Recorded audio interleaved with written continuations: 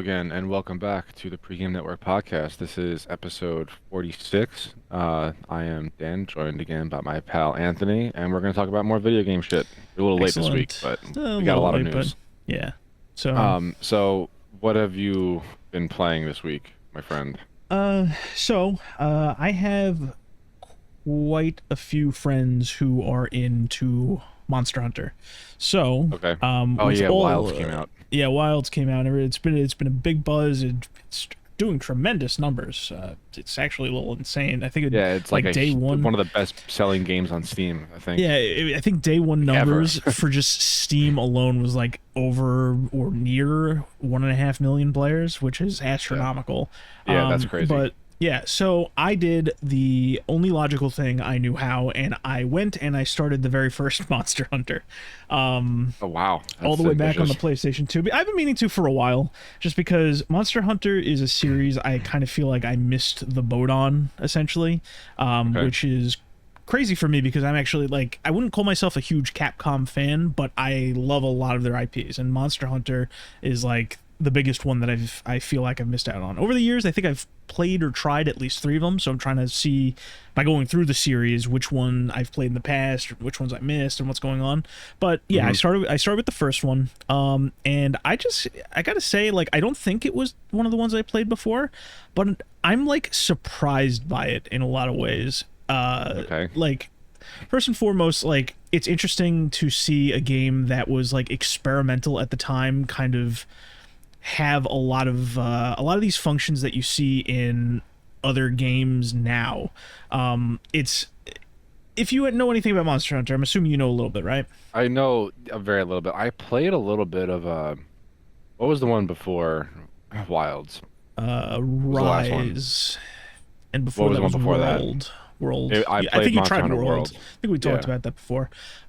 So basically, like, the idea of all the Monster Hunter is obviously you hunt monsters. You go on different monster hunts. You do different versions of different quests. It's like, it's almost like, I don't want to sell it this way because a lot of people, this puts a nasty taste in their mouth, but it's almost like MMO level stuff. But it's like a straighter progression of missions, and as the games go on, how you get different hunts and where you go is a little different. But the first one is almost like an MMO. There was the network mode. I'm obviously playing the single player mode, and it's just mission to mission progression in different zones within different areas. And the first thing I say is, like, it's a little limited because instead of one massive open world, there's like different zones that have loading that you got to go through in between each. But the worlds look really nice. Like, it's one of the nicest looking games I've played on the PS2. It's honestly surprising given the art. That was the first thing that hit me. But as I went to play it, I noticed a lot of things that, like, were kind of progenitors to things that have become commonplace in certain genres. Like, you know, there's no traditional pausing. If you got to manage your inventory, it's all going to be in real time, almost like what you see in Dark Souls nowadays and those kind of games. You got to manage your there's a heavy focus on equipment and no real RPG stats to speak of.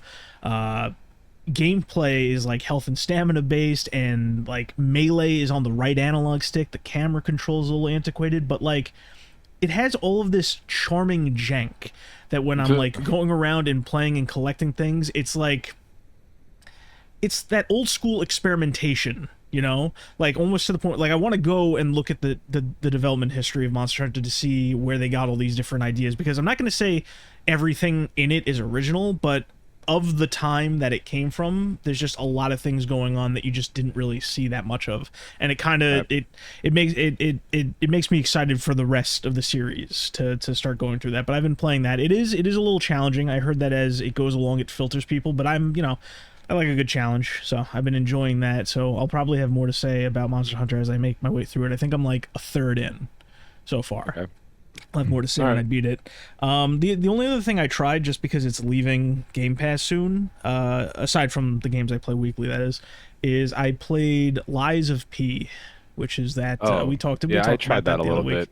Yeah, I mean, it's I couldn't really get into it. Yeah, I mean it's definitely very close to that Souls-like formula, you know. So that ARPG style that's very unforgiving. So it's like if you don't like one, you're not gonna like the other. It's not distinct enough from it, and it's like I don't hate it. I actually really like the art style that it went for. You know, Yeah. it's you know, so that was nice to look at. I don't know if I'll beat it before it leaves Game Pass. I think it might actually be leaving Game Pass like tomorrow or the next day. We'll see if I do, but it's just by the numbers kind of Souls ARPG, but it's a little bit more free, I think, as far as what you can do in Okay. it. The music's nice, the art style's nice, you know. So that's all I have really to say about that. But that's just those two games, and everything else I play on a weekly basis is what I've played. All right. That, that's cool. Yeah. I've been all over the place again. So the new Destiny Act release, I've been playing a little bit of that. I actually had like last week I played like there was one day where all I played was Destiny because the people that I generally raid with, like all of them happened to be available all at the same time, and Oh. they wanted to run the new dungeon, and they they reprised the no, they brought the loot pool up from one of the older raids, so now Mm-hmm. they're all craftable. They have different loot pools. So Mm. we just blew through all the new content, which was actually pretty refreshing because I can't really sit down anymore and play Destiny by myself for too long, Mm-hmm. because then I just start to get bored. But Yeah. the aspirational content it's always been great. Like raiding and go and doing dungeon runs are always a ton of fun, as I've said before. So there was one day where all I played was Destiny, and I enjoyed it. Um, I've been playing. I tried Fragit. I mean Fragpunk. I'm gonna hold off my thoughts on that until after we play together, Yeah. because I think that once we both play it and like give our impressions on it, it'll be more of like a complete package as far as opinions Yeah. go. But I my agree. the short version of it is I don't really dig it that much, but I will Okay. get into that later. Okay. Um, I beat Mass Effect 2, so I Excellent. did everything in Mass Effect 2. I got the best ending, like I said Mm-hmm. I wanted to. Yep. And I started Mass Effect 3. It, the gameplay difference from Mass Effect 2 to 3 is like pretty huge. Like Yeah. almost as much as from Mass Effect 1 to 2. Yeah. And I say that in a positive sense. Mass Effect 3 feels more like an action game than an RPG. It still's got like, oh, you could stop the combat and like have your squad mates cast Mm-hmm. different things in real time, which has always kind of been Bioware's thing. But um, Yeah. like My it's way, yeah, No, all I was gonna say is to your point is like going from one to two to three. One was obviously an RPG with like the shooter elements tacked on, not tacked on, but yeah, you get what I mean. Two yeah, yeah, was like a very heavy shooter with some RPG abilities thrown in. Like yeah. there is tremendous weight in two compared to the rest of the games in the series. And going to three is they lighten the load a little bit. You're able to move a bit more in like the space as far as movement and shooting goes, and they tacked on more RPGs like to cater to people like me who complain that they Yeah. took too much out. But It really felt like they were going for more of like a galactic conflict. Well, I mean, they were, like, yeah, you're fighting the Reapers as opposed to like gearing up for this suicide mission. Because Mass Effect 2 feels like a much, much, much smaller story, even yeah, though like the stakes are still huge. But mm, in Mass Effect 3, it's like it's really kicked into overdrive, and you're fighting the Reapers on all over the galaxy, and it's way bigger. And I actually just finished the Omega DLC mm, 2 nights ago. okay, Oh, so good. Like it, man. BioWare really, they just knew how to make like a grandiose game. yes, Um, and it warm hug, like I said last week, just warm hug. So yep, Mass Effect is 2 and 3, fucking solid. Love those games. I will never not love them. Beyond that, I have gotten sucked into Deep Rock Galactic Survivor again. You oh, remember that game? yeah, no, I Yeah, like remember. I put like 10 more hours into it over the past week. Mm, It gets it like really addicting, and they added a lot more content since the last time I played, so that didn't hurt. But that's been something that I've been into also. mhm. Uh, there was one other thing. Oh, have I ever talked about Dead Link? It sounds vaguely familiar, but I don't think you've sat down and actually talked about it. It's a it's a it's a roguelite first-person shooter, Okay. and it like you have like three characters. They all have different abilities. So like there's the soldier, the hunter, and the engineer. It's all based around one combat system, but each character has different abilities that they interact with different things in the world, and it's just I don't know. It's a fun little game. I've been playing that a little bit, but that's pretty much all I've been playing. Hmm. It's a lot of different shit. It's kind of a smorgasbord, but Yeah. that's the gist of it. Yeah, Vario's Um, good. yeah. So I feel like I was missing something, but maybe not. Hmm. But yeah, that's basically it. Yeah. Um, That's all a, right. that's, a, So that's a good week of play, I'd say. Week and a half yeah, of play. yeah. uh, and Steam Next was we already talked about Steam Next. That already We did. happened. Yeah, we already talked Yeah. about this. Yeah. All right. So anything that you want to jump into right away? What I will say is that there's been a couple announcements that were worth talking about. At least I think one is more like personal excitement, and one is just like a large industry thing. Okay. Konami is gearing up to do another like event. I think I linked it recently. I think it's like in a couple days or today or tomorrow at some point. Maybe it happened already and I just haven't been paying attention. The dates all the days blur together. But they recently decided they were going to start putting out more about Silent Hill F, which you probably know next to nothing about, if anything at all. Correct. But basically, a couple of years ago, I want to say 2 years ago, a year and a half, three maybe, they did like a little event called a Silent Hill transmission. You know, everybody's got their own director or video presentation or whatever, and they call it a transmission. And Yeah. in that little video, they announced, I think it was 4 video game projects. They also announced 2 movies, but like, who the fuck cares?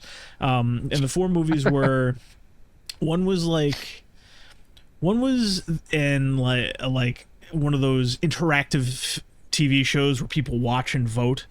Apparently it was by Bad Robot, you know, so J.J. Abrams was involved, but not really. They just plastered his name on it. It was shit. Everything about it was shit. It was filled with microtransactions and, you know, buy this merch for your avatar, even though there is no avatar really, and had no filters, so people were dropping racial slurs and rating the whole thing. It was a nightmare, and the thing sucked to begin with. So that was it. That was dead on arrival.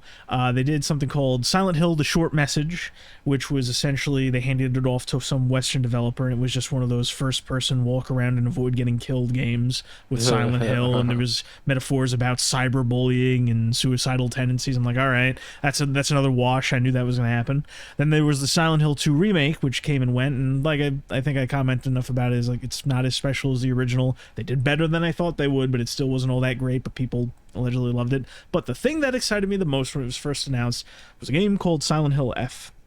The reason it excited me is because it was the only non-derivative project, and the reason I say that is because I knew the 2 Western games were just going to be crap and, you know, just going to follow the same tropes that the last 8, not the last 8 or so, but the last 4 games of the time had followed, because that's all the Western guys knew how to do, and then the other one was a remake, so it's like, whatever. So I was really excited for this new one.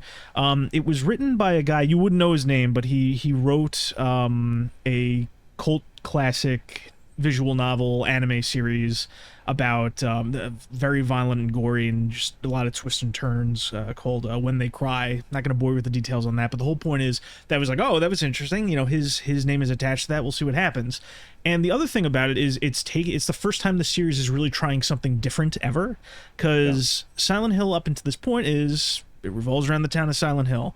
The first game was about, you know, the cult that was operating in it. The second one is about the spiritual power in the town. The third one was closing the cult chapter. Fourth was like loose ends within the town's history, but taking place somewhere else. And then every other game after that was either a reimagining or a derivative of Silent Hill 2.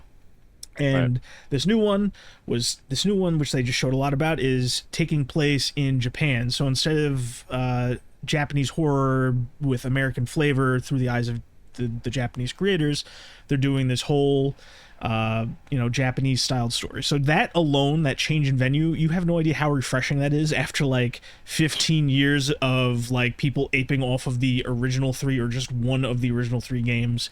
And there's a lot, like I saw the trailer, there's not much to say because there's no real gameplay to speak of yet, but the visuals are good, the music is all right.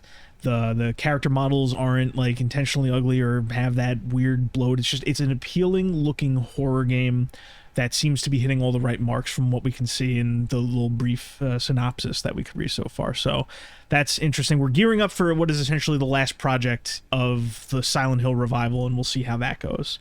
The other one, which is more of an industry thing, and you might have more to say about this, is Death Stranding 2. You hear about that? Kojima's latest thing? Yeah, I know of it. Yeah. I mean, I really have nothing interesting to say about Death Stranding, just because the walking simulator thing is not for me. My understanding from what I could tell in the trailer is that I think they took that kind of, even though he'll never admit it because his head is up his own ass, that Kojima guy, and everything with Kojima Productions is just him without being tard wrangled. So it's just going to be all this tard wrangled, you know what they say, where you have like the idea guy who has these crazy ideas. A lot of them are cool, right? But you have like a down to earth guy, you know, kind of say like, oh, that doesn't work, we're going to scale that back a little bit. That doesn't work, no, you're going too far. You know, they, at the end of the day, you end up with something like a Metal Gear Solid, which is a little bit more grounded than Death Stranding. But yeah, so the new trailer came out, and you could note like there's a bit more gameplay going on that isn't just the walking bits. You know, I'm not saying everything needs to be an action shooter, but there really wasn't much going on there. And it's not that there needs to be. You would get in an argument with somebody, you'd call it a walking simulator or a delivery man simulator, right? And everybody online would get pissed, like, how could you say such a thing? Look at the way you deliver the packages. I'm just like, listen, if it's the way you deliver the packages. They show bits and pieces of the gameplay, which is you're really not supposed to get into combat, but you could, and then the rest of it was like cinematic fist fights and stuff like that. And like, if people want to enjoy that, I personally do not have a problem with that, right? It's interesting to me that in the wide sea of games and series where we talk about, oh, you know, this person has a very political or cultural lean, they're just out to hate, they hate me and you, and they're just out to make something that just, you know, huffs their own farts, they hate themselves. The Kojima stuff is old school. Like, I just find it pretentious. Like, I don't think he has a modern sensibilities lean. I do think he definitely leans a certain way, but like, this is just Kojima being Kojima, and that's obnoxious, and like, he's just throwing shit at the wall, and then people look at it and say like, oh, that's so deep. And, you know, so it's just like, yeah, it's whatever. I saw people freaking out about the latest Kojima thing. I found it refreshing to be annoyed by it, if I'm being honest. Yeah. Just because there's so much in the industry where it's just like, these people hate me and hate the things that I like, and they're trying to destroy everything, where this is just Kojima's doing his own thing, and he's obnoxious in the traditional sense where I don't like it. And I'm just like, ooh, this is actually, like, I hate this, but it's good, you know? So... Didn't he put out a video showcasing Death Stranding 2 combat, like trying to prove, hey, look, you can, like there's more to this game's combat than there was in the first game, because he was like getting annoyed with people referring to it as a walking simulator. So it's possible. How far off base am I on that? I have the thing about Kojima is he's not the kind of guy that would like ever break character. Like he has this auteur look about him where he's supposed to be like above it all and like some kind of visionary. I think the only time he ever broke character like that was when people were saying that he looked like the guy who assassinated Shinzo Abe, and I think he got really fucking pissed about that. I think that's the only time he ever broke character. So no, I don't think so. But what I will note is in one of the things that they showed, whether it was just one trailer or not, like I said, I'm not the biggest invested in it, so I do remember there being like a segment of a trailer where it was like 30 seconds of gameplay, and it's like more varied as far as like the action bits. And once again, I'm not saying everything needs to be action, but it does look at like there's a bit more variance going on in both the walking and delivery aspect and the combat aspect. So I do think it's evolving. It's still not for me, but basically it's a big thing in the industry. I was comforted by the fact that I hate it in the traditional sense, and people are going to be obnoxious about it until it comes out. And you know, yeah. I do kind of feel for him a little, because when Death Stranding 2 came out, and I could just be falling for another one of his fucking things where he says something and it's deeper than it is, but he said, you know, when I lost everything 9 years ago, when the whole Konami thing happened, right? He's just like, it was nice to make a game where I felt like I was connected with people. It helped me reconnect. I'm like, if that's true, that's fine. I hate him, right? But I don't want him to be like unpersoned and alone and dead, and that kind of shit. But it's just like everything around him and the things he makes is going to be so obnoxious, because it's the kind of thing where it's like, this isn't really for me. I don't like it. I think it's bland. And then everyone's going to tell you, well, it's just over your head. It's just too big of an idea for you. You just want your action slop. And I'm just, no, it's just not for me. But yeah, so that was those were two big announcements recently that came out, as far as what I can remember. Those well, as far as announcements go, I mean, there are two things that I would like to touch on as well. The first one being a Killing Floor announcement. So we last week or the week prior, I was talking about my time in the closed Killing Floor 3 beta, right? Yes. And but then like the following, like I said, like it really wasn't that bad. I enjoyed it, blah blah blah. The following week, I came back and I said that I really think they have to not go back to the drawing board, but it's not what Killing Floor is known for, because I went back and I watched a bunch of Killing Floor 2 gameplay, and it like. They clearly missed the mark as far as atmosphere and horror and like how you you have to decouple the perks with the characters, and it just wasn't feeling right in Killing Floor 3. Well, they decided, and then they were gonna have a live stream, and then they decided to cancel it after like a bunch of negative feedback. Yeah. Yes. So apparently they have decided to make the decision to delay Killing Floor 3. It's not indefinite, but they decided to do it later in 2025. But there's no hard date. There's no hard date. I mean, you can tell me how you feel about that in a second, but I think that's actually interesting to me. Aside from we talked about Killing Floor when like you just said, we had a whole conversation about it. And I think I verbatim said something like, "What are they going to do?" And your follow up was like, "Well, they can't delay it." And then they delayed it. Or you said like, "Oh, it's right around the corner," so it's like, "Oh, that doesn't bode well." But it's I mean, yeah, it was like less than 3 weeks. Yeah, listen. I forget who said it. I think it was one of the Nintendo guys. I think it might have been Miyamoto. He said like a delayed game is like a delayed game is good eventually. A game that's released early is bad forever. Something to that effect. All I'm trying to say is like the delay, it kind of sucks. It's a little worrying, but it's better than just like pushing it out in the state that you mentioned.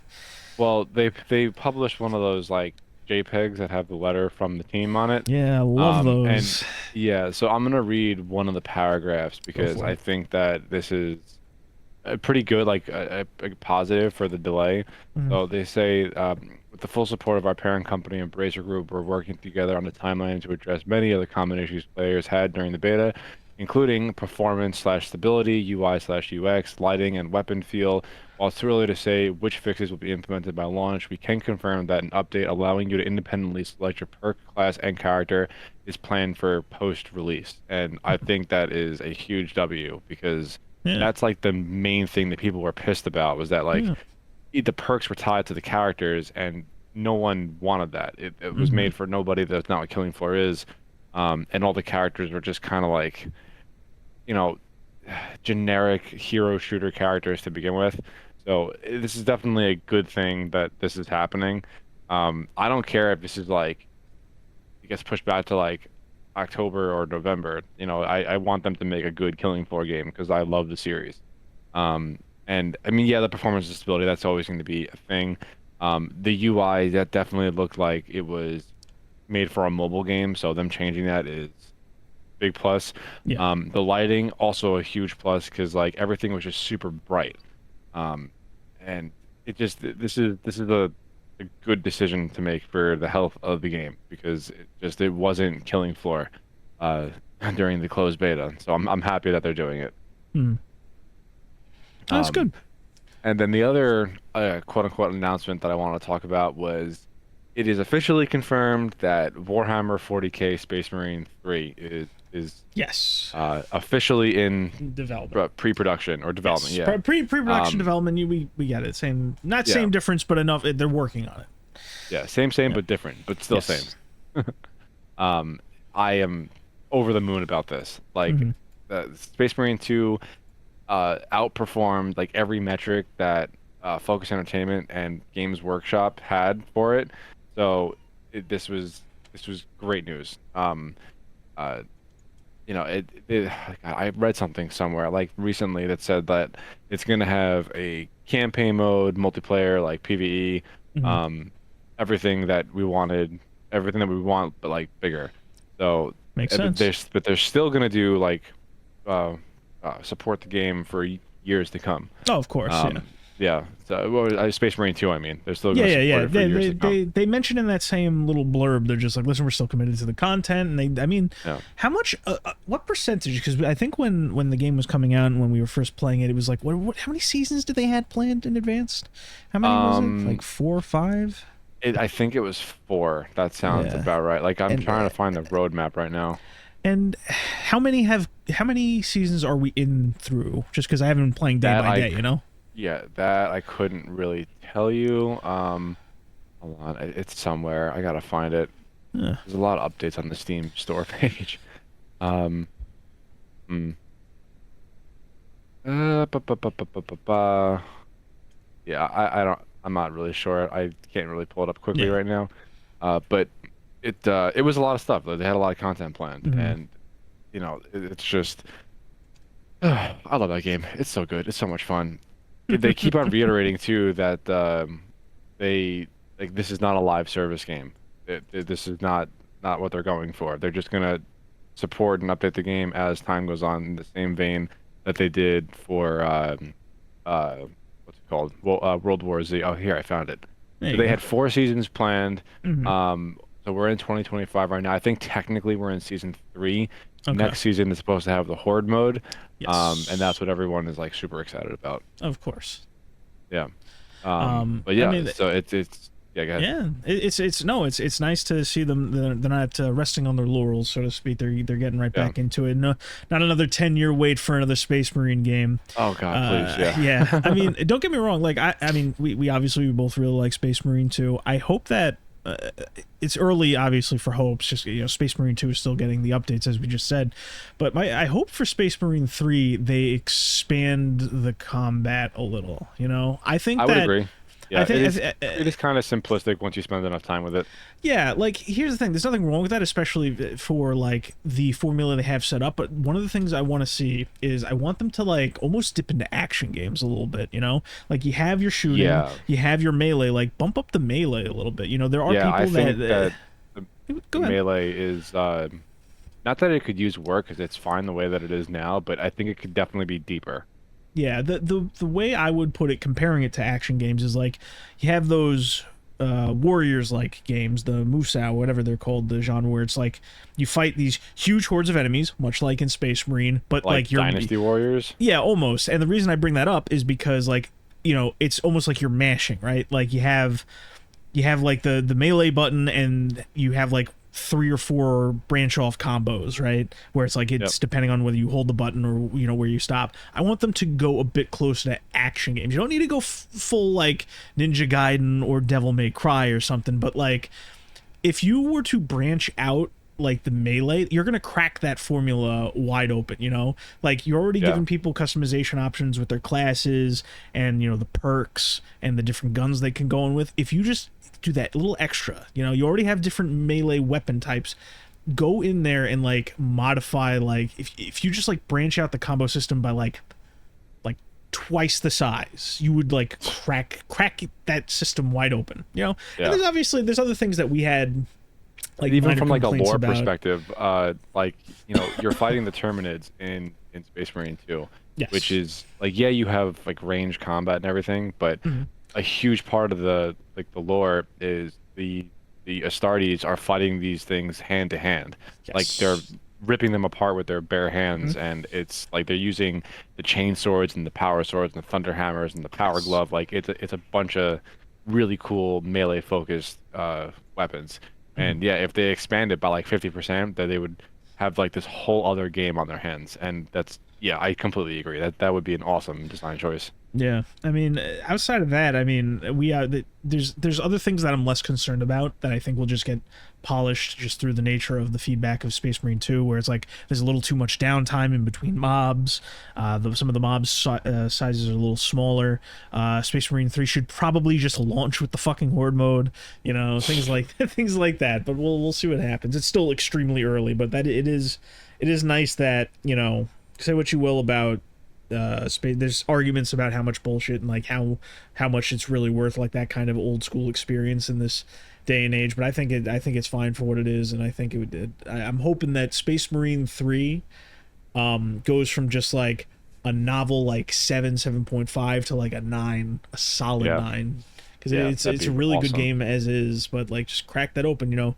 It's one thing to say like we're gonna get the next game out like immediately, but it's another to like actually make it a solid improvement of a sequel. Yeah, no, I don't want them to rush it out at all. I'm okay with waiting like 5 years for the next game to come out, because it's going to give Space Marine 2 plenty of breathing time for new content and just the replayability and everything. Yep. And then once Space Marine 3 hits, then we'll have a whole new suite of shit to sink our teeth into. Absolutely. So yeah, but moral of the story is that they announced, they confirmed that Space Marine 3 was in development, and I am very happy about that. Very, very. Yeah. I actually just downloaded 40K Rogue Trader. It's going to be the first CRPG I play in fucking years. Anywho, moving on. I think the biggest thing to happen this past week is all the Battlefield 6 shit. And it's actually pretty funny because DICE is hosting Battlefield Labs, which essentially is like a closed playtest with a bunch of creators that have to sign NDAs that can't talk about it, but everybody knows they're playing the game. Now, the thing that I find to be the most humorous about this is we knew that the Battlefield 6 Labs test was going on, but then everybody and their mother started leaking a bunch of footage, and then DICE did nothing about it. Because the Battlefield reputation is in the fucking toilet, and like, yeah, you had people sign an NDA playing like a super early production game, but if that means that you're going to garner some positive press and sympathy from the hardcore Battlefield fan base, then why would you stifle that? Like, I actually think that EA did the right thing and not take any of it down. Yeah, no, I think that, I mean, that's tough because basically leaks are going to happen one way or the other, but if you just like openly say, okay, you can do whatever you want, then like way too much information comes out, so I guess the best thing to do is say, don't leak this, and then just like be okay with some of the leaks as they come out. So I watched a bunch of it, right? I've been watching a ton of these leaked gameplay videos. They're all like pretty shitty quality, but it's good enough that you can see what's going on.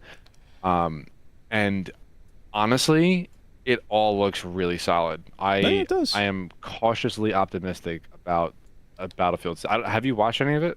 I've seen, I want to say altogether like maybe like 7 minutes of gameplay. Okay, yeah, I've probably watched close to 30, I would say. Yeah. Like combined total, like between here's the victory screen, here's like the pre-match loadout and like squad screen. Here's like a minute and a half of a soldier running around with an RPG trying to take out a tank, and then there was like vehicle combat or whatever. No. So taking a step back, as a whole, the game really looks like it's channeling like Battlefield 3/Battlefield 4, like the spirit of those games, which is great. Like that is what everybody wanted to begin with. Nobody wanted Battlefield 2042. Nobody. Yeah. And it all looks like very grounded and realistic, like milsim stuff, which is also a huge plus. That's what everyone wanted from the beginning.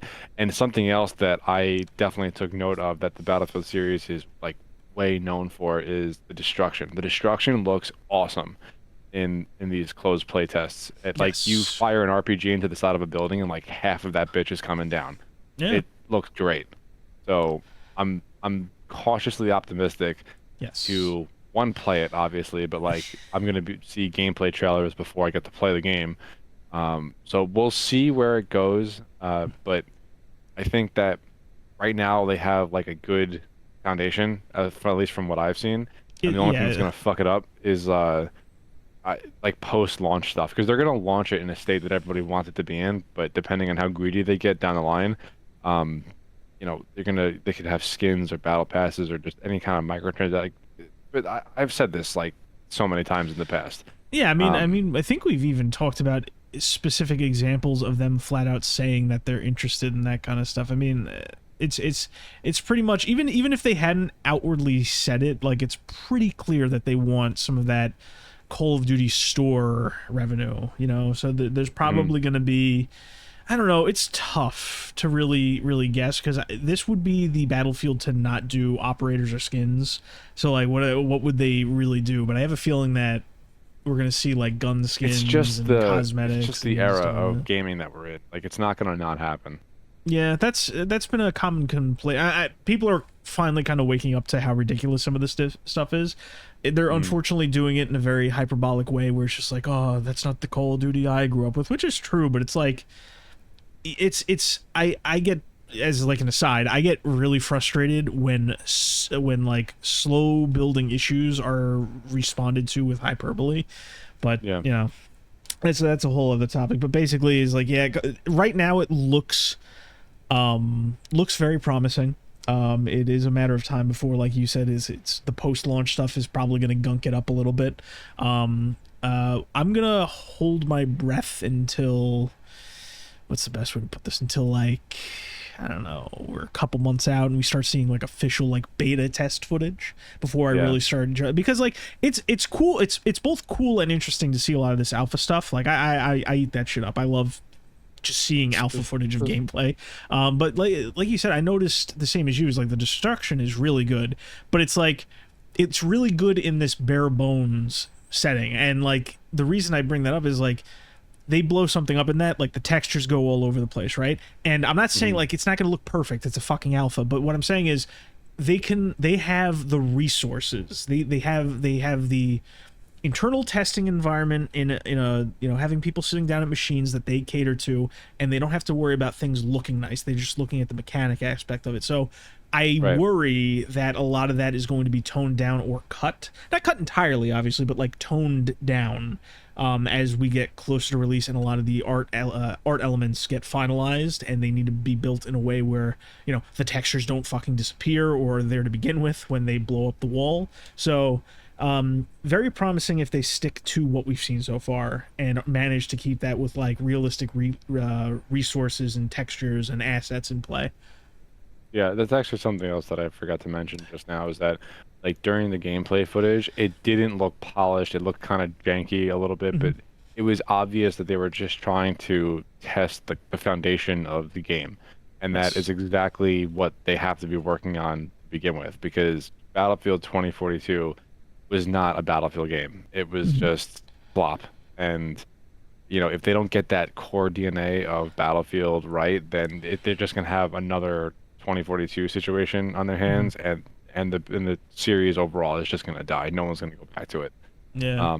So it looking janky and like not that visually appealing, but looking like it's playing really well for a Battlefield game, that Hmm. is promising to me. Yes. Oh yeah. So I am excited to see more. Yeah. Yeah. There's only so much to say about the alpha, but it does look promising, and that's not a Yeah, like let's lock in for the next 9 months and then buy it immediately. But it's looking things are looking up. So yeah, we'll have to see what happens when they pass the alpha testing phase and lead into the let's start marketing this game phase. See how much of right. that makes it out there. Well, that was, I guess, all the Battlefield stuff that I had to talk about. Yeah. Something completely unrelated. This was like a nothing post that I put up there, but Shit, man, hit the me. Resident Evil movies.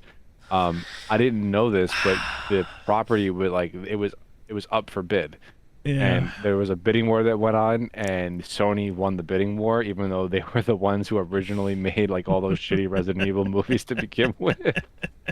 So I guess we're just back to where we started. Yeah, I mean, things will be a little different because there will be different directors and writers in place. I don't know, man. Didn't Paul W.S. Anderson direct most of them anyway, if not Yeah, all of them? yeah, that's true. Yeah. So He's not directing or writing the new ones. oh, good. I Okay. don't think. I'm hoping right about. I know for a fact he's not writing. Right. And I'm pretty sure he's currently preoccupied. He's actually in the middle of doing a House of the Dead movie, which Oh, really? theoretically should be right up his alley, but at the same time I don't really have faith in that. It's like he got his hands on Resident Evil and he made a mockery of it by I mean, like the whole all the movies aren't really all that great. Went off the rails the first two by, you know, not being really up to snuff with like the games themselves, and then the rest of them were just off the rails schlock. And off the rails schlock should really be what House of the Dead is, because House of the Dead, I don't have you really played House of the Dead? You've definitely encountered it in an arcade. Okay, so you know how like it's like the voice acting's a little weird, the things are over the top. It's less it scared me as a kid because it's zombies. You know what isn't going to scare me as a kid? But like when you sit down and play it, it's very tropey. It's very over the top, you know. And it's like the guy who did the Resident Evil films, he would be perfect for this theoretically. But it's just like I was probably going to try to make it like a super serious film. I was going to say, is that what's going to happen? Is it just going to be like an inverse? That was my first guess. So I guess we'll see what fucking happens. But that's fucking ridiculous, man. Although I want to say, which Resident Evil had Nemesis in it? He was teased at the end movie? of which movie? He was teased at the end of the first, and I think he was in the second, if my timeline is correct.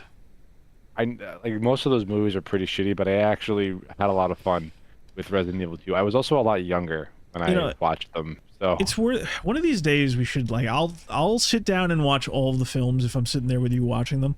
We should try to do that in the future. Yeah, but my opinion, like not even going to talk about the first one, but the second one is like a really weird adaptation. And one of the things that they did kind of okay, and I'm saying kinda, probably it's like kinda sounds like a C minus. I'm really saying it's like an F plus, is the whole Nemesis and Jill, they look kind of well adapted, like visually speaking. Oh yeah, Nemesis actually looked like the Nemesis from the game. He looks listen, I'm not I stopped myself from giving the movies credit. Did a better job at adapting Nemesis than the fucking remake of 3 did, you know. So there's that. But it's like Jill and Nemesis, even though they were written poorly, they didn't act right, they looked the part. That's like the nicest thing I can say about the Resident Evil 2 film, which adapted parts of Resident Evil 3. You know, I'm gonna ignore the fact that like they off screen they killed Barry and Leon. I'm gonna ignore all that shit. And then, you know, we're just gonna pretend, you know, the movies didn't happen, but like they killed Leon off screen. I didn't know that. Yeah, they did this weird thing where it's like Leon was Jill's partner and he died off screen. Like they mention it at one point during the scene. I'm just like, why would you do that? Like I get you're not gonna do both Resident Evil 2 and 3, you know, but still, what the fuck? So yeah. But yeah, that's a whole other nightmare. I gotta tell you, man. Not that it needs to be said, especially after the Resident Evil just takes a fucking shellacking as far as an adapted thing. I've definitely said it before, but it's like you have those films, and then you had like the weird Netflix shit, which was also terrible. I don't know why I watched the Netflix stuff. I just felt compelled to. I think I wanted to do some video on it, and then I just realized like, wow, this is terrible, and I hate this. But Resident Evil just can't catch a fucking break, man. Just can't catch a break. Yeah, it just keeps on getting beat like a dead horse. Yeah. Just like all right, well, why don't you take us away to a different topic? I've talked a lot about my own news so far. Well, kind of related, but and then I'll move on to something different. The Devil May Cry anime got more trailer stuff. Oh, okay.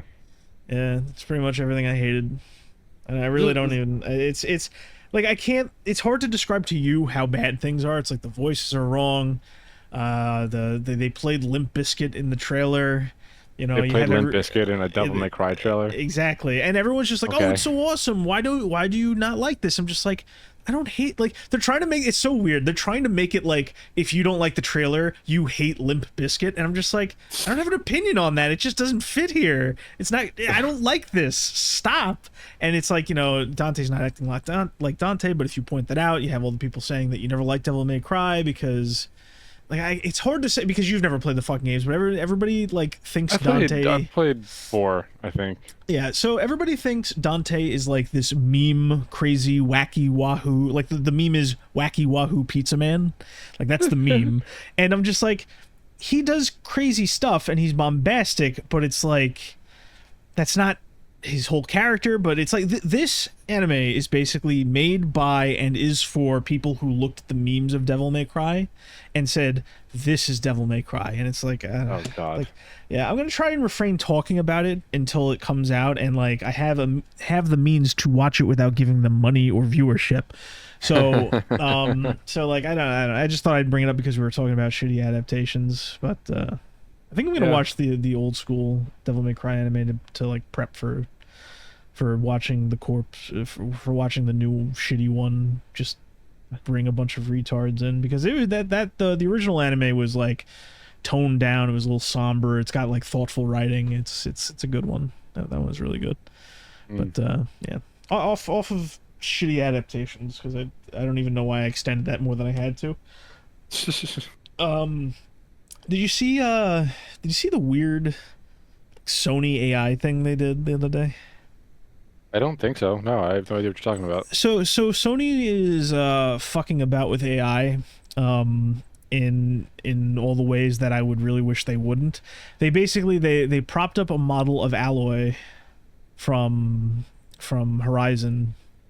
Yeah. And they did this thing where it's just like, it was almost like, you remember that Connect, the Project Natal demo where it's like they were talking to like that fake kid and the kid was responding. You remember that? Milo? No. Okay, maybe. It's basically basically what they were doing is they were essentially testing AI in a very totally not scripted way. I mean, it was definitely scripted, where it's just talking to Aloy. They gave her like they synthesized her voice so that the AI was responding, and it was just a mundane conversation. And I'm just like, this is exactly how I don't want companies to use AI. Is they're just gonna like once because everyone's excited, like, oh, this is great, like you'll have like real people in your video games and you're talking to them like realistic companions and NPCs. I'm just no, that's not what you should do. That's really not what you should do. That's like a fine experiment, but the whole like AI needs to be used carefully as a tool. You can't just implement a system to work in the background that is AI and just expect it to be good. But that looks like that's where Sony's going with it based on their little experiments with it, because everything that they're saying about it isn't, we're going to carefully insert it into our workflow so that we can create things quicker, deliver new experiences. It's just like, how can we automate this process? You know, so like the first step is like, let's make it so that like we don't have to write NPCs anymore, and we can just insert, you know, this wacky AI into it. And I thought that was very strange. So yeah, nice. AI is a weird subject because they try to inject it into everything and it's just not there. Like it's just a voice command for your phone. That's it. So, I mean, we've talked about it a few times, but we mainly talked about it, you know, and how it goes with games, rightfully so, but they kind of like touch on it. It's really just, it's a tool. You got to use it like anything else. I find it very useful for compiling. I think I've mentioned this before, compiling notes, because I like how I ask questions and search for things is easier to feed into an AI than it is to feed to Google. Like it's a bit more effective as a search engine, and it's also good for like notes and stuff like that. And I'm excited for the prospects of it in video game creation and coding and, you know, all the walks of life that it's been inserted to. But the way these large companies and the AI bros are putting it out there, they're trying to, they're doing this because, number one, they want to get ahead of everybody else in the process. Like it's like a new frontier for people to kind of hop onto. Like to kind of give you an example, one of the things I want to do when AI, because it's something that people are really sleeping on. Like I would like to take content that we have and use AI to translate it to other languages and just have it out there in other languages. Like I feel like that's a smart use of AI in our field of podcasting, right? And just content. Like, but here's the thing, like that's like oh, maybe we explore this avenue. What they're doing is, if I just came to you and said, Dan, we're not going to talk about video games anymore, we're just going to feed our thoughts to the AI, and then I'm going to have a voice read it out, and then like we'll see you next week. You know, that's essentially the equivalent of what they're trying to do with AI, where it really should just be like, hey, you know, you're going to spend years coding a video game. Use the AI to help you find issues within the code. Don't just tell the AI to code. Oh, you're going to be doing a lot of concept art. Maybe you do sketches and then you tell the AI to give you brief colors so that you have a better idea of like the things you're trying to envision with your concepts, right? Don't don't do what Call of Duty does and just create loading screens wholesale with AI, I can't stand that shit. Oh my god. It's the crazy thing about it. I think they Activision recently was forced to like add a disclaimer that they use AI. It's like everybody is approaching AI the wrong way because everybody's either like saying we absolutely cannot have this or we're going to go full force with it, but we're going to be shady about it when it really is just a tool. And if everybody approaches it the wrong way, it's just going to be like everybody's going to trip over themselves and end up doing a lot more harm than good until it evens out the same way that all technology eventually evens out. We're in that kind of gold rush period, new frontiers and things like that. And I think that it's just in the meantime there's going to be problems where like people are just overusing it and doing it the wrong way. We're going to have video games, there's going to be a lot of slop that people churn out when the AI gets to the point where they can they realistically you could do it now where you just generate a bunch of images and do like visual novels and shit like that, but basically the long and short of it is just we're in that tumultuous period of people like the technology is growing and people are trying to every which way to get on top of how it can be used, so that's really like I like AI should scale to a team size, I think, too. Like if me or you, like let's say 10 years the AI is much better and let's say I have plans to not be in that position, but let's say we don't progress at all with any other endeavors, right? It's just like, maybe I want to try making a game with these AI tools altogether. It's like, that makes sense for a guy that can't fucking do anything, but it's not going to be nearly as good as a guy who knows what he's doing with the tools, and right. when you have a group of people who know what they're doing with the tools, you have less need to rely on the AI. You're really just standing down the corners and stuff like that. I don't know. There's a lot to talk about, but the whole point is like, they're doing this weird shit and I'm just like, you guys are gonna bungle this in the worst way possible. And people are just, the nice thing about like all like the fanaticism online is like there are people online that fucking hate AI that if you even mention that you used it for something, they will tear you limb from limb, particularly with the art stuff. I think I touched this at some point, but studios are going to try and shadily, like they're going to hand like their outsourced labor, like here are AI tools, generate a bunch of shit for us. And like, they're just going to get called out and it's just going to be like this awkward leapfrog situation between people who are like religiously against it and companies that are trying to brute force as much as they can as much as possible. Yeah. Oh god, what a conundrum. It's exciting and frightening. New technology, we're living through it. Yeah. Well, okay, going back to like actual video games. Go for it. My beloved Darktide, it's getting a new update in what's today? It's 13th in like 12 days, I think. Yeah, 12 days. And they're finally redesigning the Ogren character because he's been historically the worst piece of shit character in the entire game.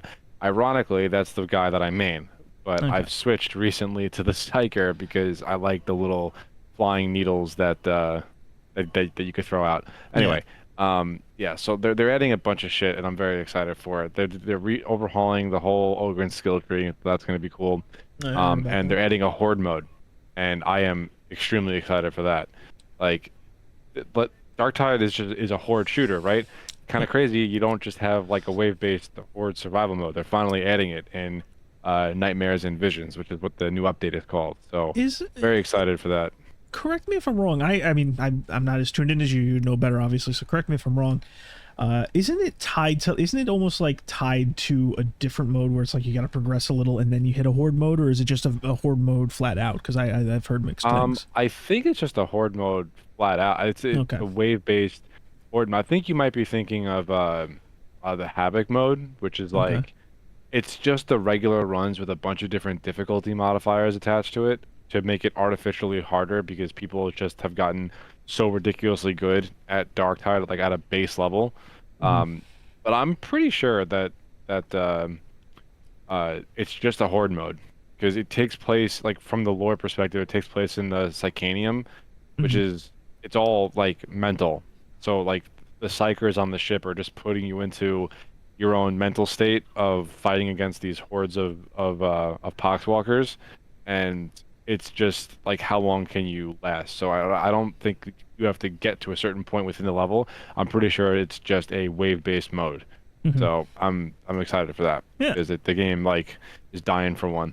Um, but I'm probably more excited for the Ogren rework because I main the big man and he's not very good. That's good. It's always interesting when like existing classes or like, you know, whether it's something as simple as a weapon or a full-on class of character gets like a rework late into a game's lifespan, but it sounds like you were in the need for it. Yeah, Nicolas Cage is gonna make a return, but still by far my cleverest name I've come up with for any character in any game I've played. I love it. I absolutely love it. All right, well, shifting gears from Darktide to Intergalactic. Okay, there was an article that was written up. When was this? 2 days ago. Okay, I'm gonna read the headline because it contradicts itself and I can't make any Yeah. sense of it. I need you to Yeah, help go me out for here. it. Yeah, So, I know which headline no, is going to be, but yeah, yeah, read that out. Naughty Dog's next game is definitely steering clear of controversy. Quote, let's do something that people won't care as much about. Let's make a game about faith and religion, end quote. I'm Yeah. sorry. Did you So I say you mean, wanted to steer clear of controversy? yeah, so like my whole thing is that could have been tongue in cheek. Could have just been, you know, having a bit of fun with the sarcasm a little bit, but it also could just be reflecting on the fact that like I would say, like, I don't want to get philosophical here, but like we are living in a time where people are kind of detached from faith and religion in a lot of ways. Like there's a whole lot of that going on in the world. So maybe he was being serious, but he doesn't realize what he's fucking saying. You never know with that guy. But I mean, that would tie in. I'm pretty sure the entire story leaked a couple months ago or a month Oh or so shit, ago. seriously?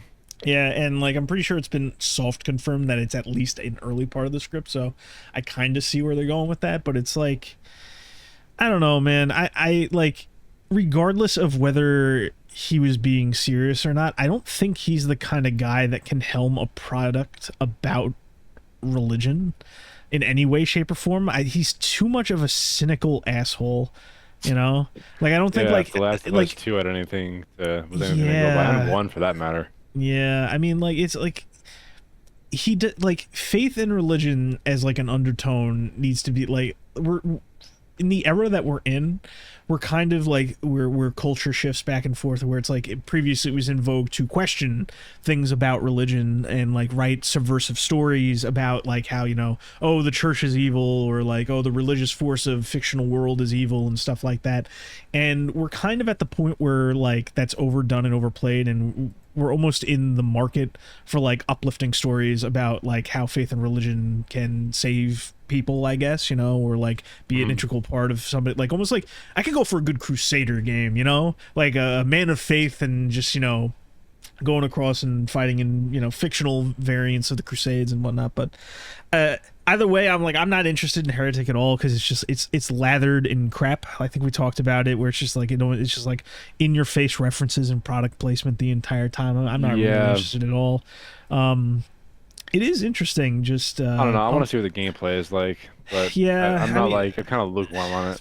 Yeah, I have a feeling it's going to be like, I don't want to say exactly like The Last of Us, because it's not going to be. I think it's going to be like if you took The Last of Us, right, and you took like the gunplay and like the melee aspect of it, but if you got rid of like the stealth and you removed some of the weight so it's a bit more actiony, I have a feeling that's what the game's going to be like. Maybe they'll even keep the stealth, I don't know. But based on that like little brief snippet of gameplay, I have a feeling it's going to be in that vein of third-person Sony action game that they don't really break from all that often. So somewhere in between The Last of Us and God of War, I think it's going to be.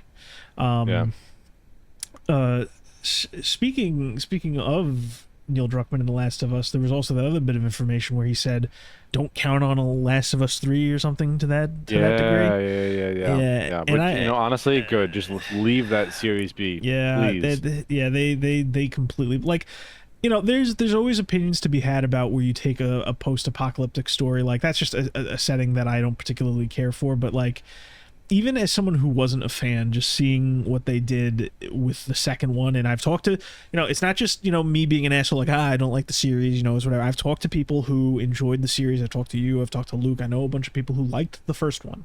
You got to remember, the Last of Us was the swan song of the PlayStation 3. That's what everybody loved to say. And it was so fucking successful that Naughty Dog spent the next 12 years of its existence where 95% of its catalog was just The Last of Us 1, The Last of Us 2, and different remasters and remakes of both of those games. So it's just like, pretty crazy. That game was massive. So I can only, and it's going to be that little mean part of me that comes out that just wants to burn everything down. It's gratifying and satisfying that, like, this guy who is just like the kind of creator, he's like, like I talked about before, it's like I hate Kojima because he's his head up his ass and everything like that. Neil Druckmann is all of the pompous, unwarranted self-importance, but with none of, like, the occasional, like, shit he's throwing to the wall sticking. Like, he's got nothing to offer me, you, or the industry. He propped up The Last of Us. He tried to get his foot in the door at Hollywood, which ended with that one little embarrassing thing. Did you ever see that, where he was on the red carpet for The Last of Us TV show, and, like, he walked up the part, he's doing the walk where people are supposed to take pictures of people and the actors are getting their pictures taken, and he walked up and he posed. Not a single fucking person took a picture of him because nobody knew who he was. Nobody gave a shit. So I hope that, similar to how leaks of The Last of Us Part 2 and word of mouth got around and it kind of kneecapped the game's sales to the point where, like, they didn't have confidence in certain multiplayer projects. Like, they'll say now that the multiplayer aspect of The Last of Us Part 2 was because, Naughty Dog looked at, like, a live service aspect and said they didn't want to bother with that. It was definitely at least partially to blame with the performance of The Last of Us Part 2, which is why they immediately remastered it and put it everywhere, So I'm glad. I hope that the Heretic project fails, because it doesn't look good to me. Listen, if it later shows us a trailer and it just blows my mind, I will recant my words. But the sooner this guy falls into irrelevancy, the better, because he's got nothing to offer the industry. He is all the worst parts of, and I keep bringing up Kojima because he's like, there's a subset of creator in video games that is only there because they couldn't make it in a different industry, right? Like, especially when it comes to Japanese creators, but it's a wide thing where you have composers that wanted to be like, people that wanted to be like rock stars or in the music business. They can't do it, so they go to a video game. There's people that want to do movies, but they can't do it, so they go do a video game. And, like, there's like this underlying, I guess you could say, aggravation against the medium that they ended up settling with. And Neil Druckmann is one of those creators. He would much rather be making television shows and movies. He wants that Hollywood life. He whether he liked video games at one point or not, he certainly doesn't anymore, and it's time that he just left the industry, or it has his come to Jesus moment, so to speak. We're talking about faith and religion, where he realizes that video games are, a fine medium in themselves, and you can create wonderful and cool experiences with them. But it's like, listen, if you hate video games so fucking much, where you don't use the word fun when talking about video games, go elsewhere. Go break into Hollywood or TV shows. Instead of animating video games, animate a TV show. You have all these people, but nobody wants to admit that wouldn't take off. It's the small interactive parts that people want to stick around for. Even something like The Last of Us, where there's a shit ton of cutscenes and whatnot. So, yeah, it's we'll see what happens with the Heretic project, because, like, what else is Naughty Dog really doing? Really, nothing. They're doing nothing. They're maybe developing another season of The Last of Us show, but like, is that really them, or is that like a production company? It's somebody else. I think that it's just a production company, and like some of the heads at Naughty Dog, Neil Druckmann included, are producers.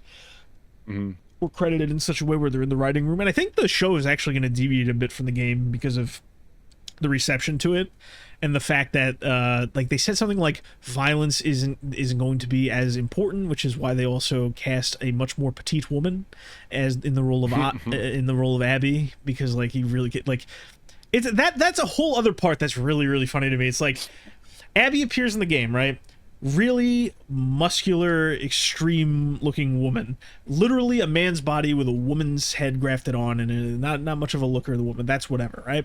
And she beats the living shit out of the protagonist, and whenever somebody raises a complaint, the internal wording is like, oh, we got to be nicer to, people who might be, who might aren't necessarily women but identify as women. You know, it's got to be less offensive to that. And like outwardly they say, oh, that's a realistic depiction of a woman. It's like I know women can look a little bit more masculine. You gotta work to look like that. Yeah, listen, there are women out there that are a bit more masculine, much like there are men who are a bit more feminine, right? It makes sense, I get that. But it's like, that is literally a man's body with a woman's head strapped on it. And now that the TV show is out and you're doing live action, literally couldn't find a woman to fit that role who is also a good actor. What does that say about the pool you went into? Like, what the fuck? So like that whole thing, the whole IP is a disaster. I always say, like, I was never a big fan of it. I tried The Last of Us 1, just didn't appeal to me, but it's like I understood it, you know. I got it, you know. It's like it's like, you know, cities in the US. I never want to go into a city in the US, but I know people would want to go into, you know, the cities in the United States because there's shit to do there. Like, I would never do it, but I get it when people want to do that, right? The same thing with The Last of Us. I never got it, but to see it like go to shit, much like a United States city, it's like I just like I don't like it when people's fun is just arbitrarily ruined. I'm like, good comeuppance for the people who got it there in the first place, but you know, let people enjoy what they want, you know. But the Last of Us appears to be dead in the water, short of changes in the near future. Yeah, hopefully it stays that way. It should probably just, even if it comes back one day, it's probably better on ice for now, you know. Yeah. Okay, well, the last thing that I really want to touch on, because no, I lied. There's two more things. Go for it. The first one is Fragpunk overtakes Overwatch 2 and Delta Force for like concurrent players. Yeah. Which I get Overwatch 2, but I don't think Fragpunk can hold a candle to Delta. I think like in my opinion, Delta Force is a much more fun experience as opposed to Fragpunk. Like, I don't know, man. I don't want to get too much into it until you play the game. Until we play it, but but I think a lot of it is just like the game just launched and people want to try it, so like the numbers are kind of inflated because of that. No, yeah, that's definitely a big part of it, and it's also got it got like a second win because when it launched, it didn't launch to great numbers, and I think like word of mouth like gave it a quick upswell of numbers and players, and I don't know how long that's gonna hold, but like it's we'll end up seeing, you know, where that goes. I don't foresee it staying in that position based on everything I've heard so far, you know. Yeah, me neither. And after playing it, I don't think it will. Yeah. It's not. I'm just gonna wait. I'm gonna hold off. That's perfectly fine. But it's actually on a small note before you get to the other thing is you mentioned like, oh, it overtook Overwatch, right? And the funny thing about that is Overwatch is making a couple changes in the near future, where they are reaching out to Blizzard of Korea to come in and do some new designs for the female characters, you know, hot on the heels of like, so I'm just like, I find that so fucking funny. It's, you gotta understand something, like, I don't want to get too deep into it, but when Overwatch launched, right, it had that style that everybody liked and appealed. It appealed to everybody, right? You know, it had I know you mentioned you don't care for it. You mentioned that you feel like it's more for kids, but the bottom line, it had this cartoonish art style that wasn't super cartoonish. You know, the people looked real enough, right? And a lot of people found the characters attractive. And just over time, they censored them and the poses they take and gave them more conservative outfits and shit like that, right? You gotta remember, for a brief period of time, Overwatch was like very popular for people who liked to rip the models and do things with them, right? Like, that's just something like that blew up in certain seedy parts of the internet that people don't go frequent on a daily, you know. So it's just like, it's so funny to watch them even in that space like need to be saved by like, they're just like, do we have anybody in Korea, right? We need somebody Asian because those rivals guys, they're from Asia and they make not ugly shit. So let's get whoever's in our fucking pocket to make the women look nicer through costumes. And it's just, listen, I'm all for it. Less prudishness, right? But it reeks of desperation. So yeah, it's not really. There's not much to say about it. I just found it. You mentioned Blizzard. You mentioned Blizzard and Overwatch. That fight with rivals is still going on. So it's I'm sure. you know, yeah. So we'll see what happens. All right. Well, the last thing that I wanted to touch on as far as like what I've found in the past week and couple days is you know of the game No Rest for the Wicked? Yes. Okay, so that was um developed by the same publishers who did Ori and the Blind Forest games, Moon Yep. Studios, I think. Uh-huh. They actually just went fully independent. I think that's pretty cool. I've actually had No Rest for the Wicked on my Steam wish list for a while now. I've been meaning to scoop it up and try it, Mm. but I haven't bought it yet. I don't really know what I'm waiting for. Um, I guess I'm just playing other stuff right now. It's not really like a Yeah. priority.